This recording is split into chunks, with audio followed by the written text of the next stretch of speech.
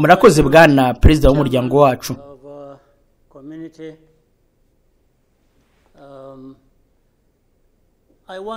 Ndashaka kwifatanya n'ibyamaze kuvugwa,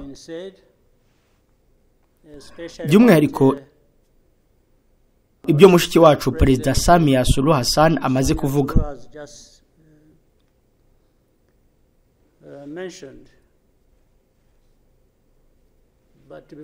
Ariko mbere y'ibyo, reka mbaze ibibazo bibiri bishobora kudufasha kugira umurongo. Ntabwo nzi niba bishoboka. Icya mbere, hari umuntu muri twe utaruzi ko ibi bigiye kuba? Oya, njyewe ubwanjye narabibonye bigiye kuba, ko tuzagera aha hantu turi ubu.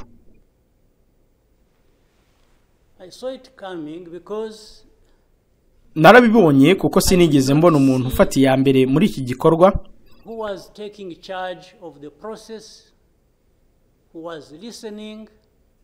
sinigeze mbona umuntu wumva cyangwa wagerageza kuduha umurongo tugomba gukurikira buri munsi. Guidance as to what we should be doing from one thing or one day to another. And by this I want to also ask, as the East African community, what did we want? Kubw'ibyo nk'umuryango wa Afrika y'Iburasirazuba twashakaga iki kuva kera? What did we do about that? What are we twashakaga? Ubu turakora iki? Kandi twifuza gukora iki kugira ngo tugere aho twifuza kugera?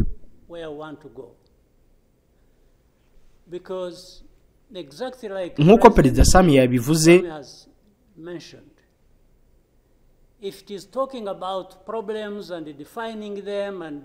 niba ari ukuvuga ibibazo no kubisobanura, twarabikoze bihagije. Twavuze byinshi bitandukanye.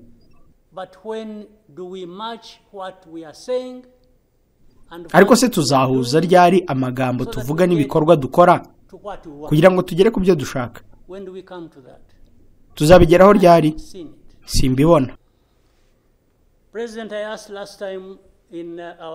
Nyakubahwa Perezida, ubwa nyuma mu nama yacu iheruka narabajije nti,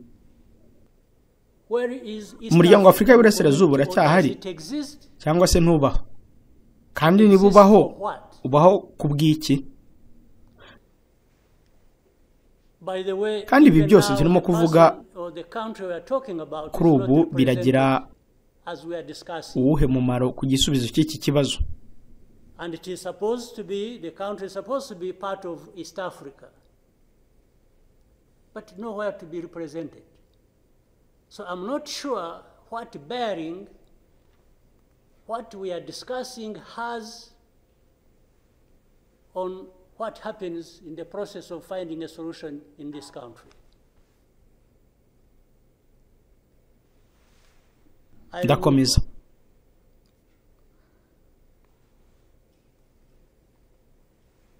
The conflict ibibazo byatangiye that was bw'umuryango wa Afrika y'Iburasirazuba wageragezaga gufasha muri Kongo. East African community get involved in trying to help in Congo, and later on when the East African force was trying its best, ingabo zawo zatangiye kugaragaza intambwe,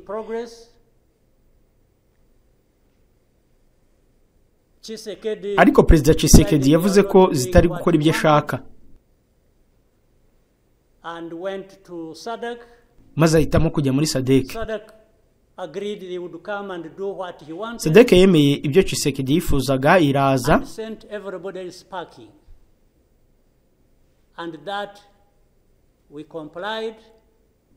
twebwe turabyemera, turaceceka.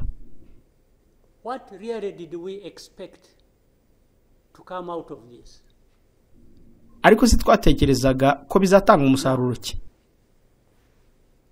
Worse still, I think even in East Africa itself, ourselves.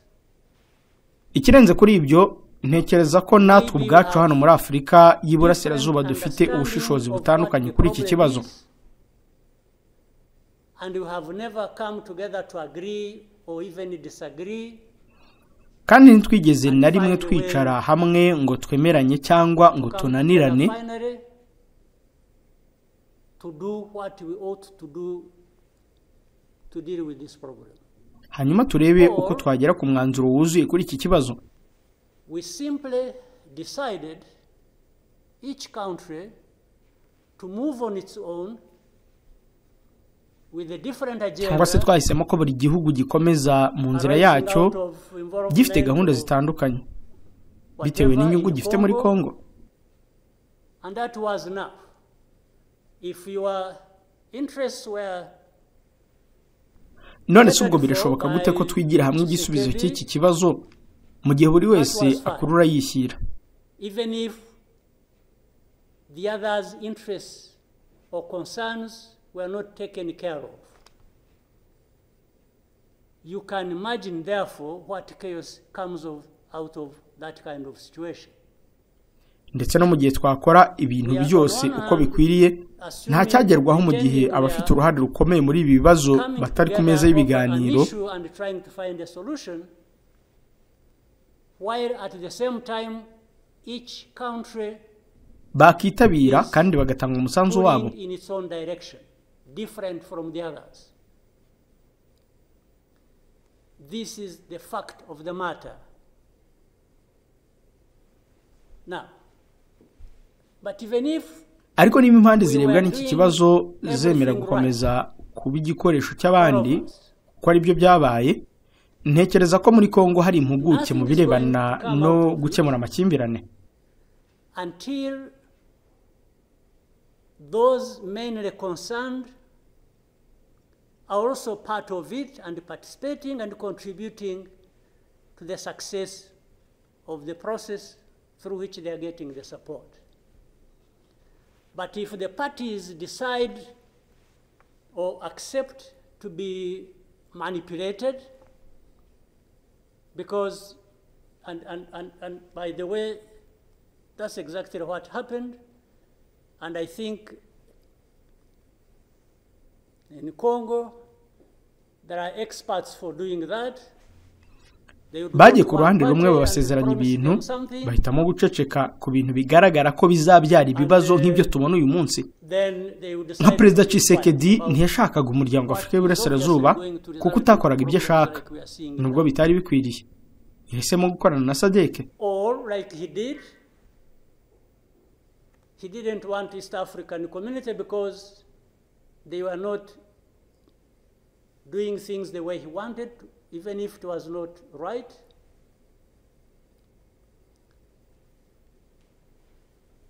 He got rid of them and he decided to bring in SADC. SADC was, without any question, coming to assist Tshisekedi to fight alongside FDLR, these murderers of our people here in this country, to fight against SADC nta gushidikanya yazanywe ngo ifashe Tshisekedi, ariko se byatanze uwuhe musaruro? Yafatanyije na FDLR, abicanyi b'abaturage bacu hano iwacu, bafatanya kurwanya M23. Uburundi nabwo bwaje bushyigikiye Tshisekedi ku mpamvu za politike n'izamoko, bushyigikira iby'abo bicanyi bakoreye abaturage bacu.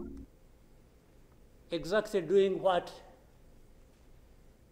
those murderers did to our people and what they are doing in Eastern Congo. They have displaced people, they have ndetse n'ibyo bakomeje gukora mu burasirazuba bwa Kongo. Bisha abantu barabatatanyije, barabahohoteye buri munsi bazira bo bari bo. Hari impunzi zimaze imyaka irenga 20 hano mu Rwanda zari zarameneshejwe muri Kongo, dislocated from Congo and sent to Rwanda because they say these are ethnic Tutsis and therefore they belong to Rwanda, they don't belong there. Bazibwira ko ari abatutsi badakwiye kuhaba, ko bakwiye kuba mu Rwanda. None se koko ni ikihe kibazo cy'umutekano kiri muri Kongo? We have MONUSC, we have some DRC, we have mercenaries, we have Burundi, we have dufite MONUSCO, dufite SADC, dufite ibihugu byohereje abasirikare babyo, dufite FDLR, dufite abacancuro, dufite n'ibindi bice byinshi. Ariko si ibi byose bigamije iki? It's like we don't understand what has been going on for all these years. And then when maze ibi byose bigakorwa abantu barebera. Iyo ibintu nk'ibyabaye mu cyumweru gishize bigeze, abantu batangira kwigira nk'aho batunguwe, bagatangira kuvuga ngo ni ikibazo cy'ubutabazi bw'abaturage. Isn't persecuting and killing people and displacing them part of that? Ariko si abantu bicwa bagatotezwa bagakurwa mu byabo, ibyo si ikibazo cy'ubutabazi. So as East Africans we sit here and then do what about it? Nk'abanyafrika y'Iburasirazuba dufata umwanya tugahura ngo tuganire, tukareba icyo twakora kuri ibi.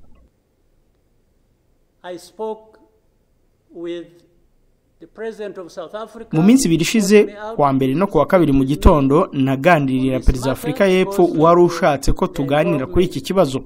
Afrika y'Epfo igira ngo igire uruhare mu guhosha amakimbirane, nyamara ingabo zayo zirwanira hamwe na FDLR. He's also there pretending to be playing a peacemaker role, and he has a force that has been fighting alongside FDLR and has been fighting the M23. Zigafasha Tshisekedi kurwanya M23, kandi bikomeza kuba urujijo, rimwe na rimwe akemera ko M23 ari abanyekongo, ubundi akavuga ko ari abanyarwanda. Twemera gute ko ibintu nk'ibi bikomeza? M23 are not Rwandans, please. These are Congolese, and one time he accepts it, then another time he says no, part of it is yes, and then the other part is from Rwanda, and these are the. He keeps on going. And how do we, leaders of our own countries, accept this to go on forever and just accept that we shall be manipulated by Tshisekedi? Ko dukomeza gukinishwa na Tshisekedi. Afrika y'Epfo nayo iratinyuka igashyiraho ibihano, igashaka no gutera ubwoba, ariko sibyo byari bikwiye gukoreshwa mu gusukura ibibazo biri mu burasirazuba bwa Repubulika ya Demokarasi ya Kongo, aho gutera ubwoba abashaka kugira icyo bakora. Maybe they should have done that exactly for which they have been issuing threats. They should have done it to clean up the mess in Eastern Congo, or to fight back those who have been. N'umuryango mpuzamahanga warayobye, bavuga u Rwanda, bakavuga inzira ya Nairobi, ariko si inzira zimwe ntizaba iherezo ryazo ubwazo, aho kuba uburyo bwo kugera ku mwanzuro. They talked about Rwanda, they talked about the Nairobi process. Honestly, even here, maybe you will help me understand what all this means. The processes became an end in themselves. Nyuma bikaba ibibazo byo kwirinda kurakaza Perezida Lorenzo wa Angola, aho gukemura ikibazo cy'ukuri dufite. Became more important than the results of the processes. The Nairobi process became a whole process. Then the Rwanda process, it's like you can't say anything. Iyo ntacyo dukora ngo dukemure ikibazo nyirizina, bigira ingaruka nk'izo tubona kuri ubu. Definitely, this does not help deal with such a serious matters as we are faced with today. That in the end, just because they can't be addressed, we have such a situation like we have now. None se niba Tshisekedi atekereza ko azakemura ikibazo cy'uburenganzira bw'abantu akoresheje intwaro, abica, abarasa, akazana ingabo, ubundi se mwibwira ko ibyo bizakunda? Ubuse byamugiriye akahe kamaro? The problems to do with rights of people militarily. Kill them, shoot them, bring in forces that are ready to help, like especially Burundi. well, I don't know whether that has been helpful for the last few days or weeks. They have been doing that. So I want Bwana us Perezida, bashyitsi bakuru, ndifuza ko ibyo tuvuga n'ibyo duteganya gukora tubanza tukumva uko ibintu byifashe hanyuma tukabishingiraho. We capture the context rightly and then proceed based on that, and maybe we can get somewhere. But otherwise, if we keep saying good things, saying that, and to each other being nice, and then each one fulfilling their own interests other than others' interests, the common interests we have as East Africans, then I don't see how we are going to contribute effectively. Ariko niba dukomeza kuvuga ibintu byiza, tugirana ibiganiro byiza, ariko buri wese agakomeza gukorera mu nyungu ze aho gukorera mu nyungu rusange z'Abanyafrika y'Iburasirazuba, sinzi uko tuzagera ku mwanzuro. Ndabashimiye. And everybody complied, and then there was quiet. It's as if it was normal, or that is okay. Everything dictated by the country or the person we are trying to help. I didn't understand that. And that's where we are now. That's how we are here, where we are. So let me maybe for now stop here. I would really want to hear advice of others, but I think it's not just a plaything. It's not. It's a serious matter, evidently, because it consumes people's lives. And the other day, 2-3 days ago, we lost people. There was a lot of sharing from Eastern Congo, from Goma, and killed a dozen people and injured hundreds. We will definitely take care of that. There's no question about it. Thank you, Mr. Chairman.